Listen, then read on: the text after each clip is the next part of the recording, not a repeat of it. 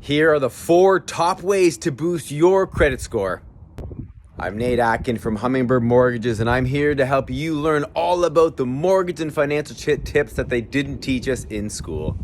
Tip number 1 to boost your credit score is have 1 to 3 credit lines open at a time. Not just one and not a slew of them, but yes, 1 to 3. It's important to make sure that you've got multiple credit lines open and that you're using them. It's better to have 3 or 4 different lines and use a little bit of each of them and pay them off each month, as opposed to having one really big one that you use all the time and you tap up to the top of the limit, or having 10 of them.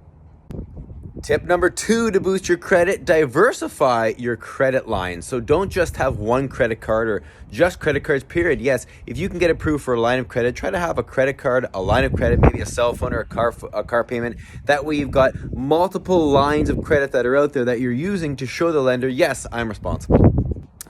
Tip number 3, contrary to what some people might think, you do want to keep some older credit lines open. If you have a long history of being able to have credit that's open for quite some time, several years, you're responsible with it, you always pay it down, it shows lenders, wow, they've been able to carry this credit line for quite some time. So yes, keep older credit lines open as opposed to closing them down.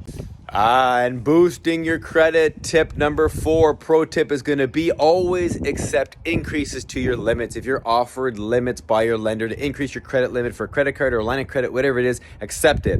That way what happens is your utilization is lower. If you've got a credit limit that's $10,000 and you're just using $2,000, it's really great for your utilization. Whereas if your credit limit's $500 and you're using $450 of it, $480 of it, $500 of it, your utilization percentage is not as good. You want to make sure that you're using the least amount of your credit limit as you can. So yes, accept increases when they're offered to you.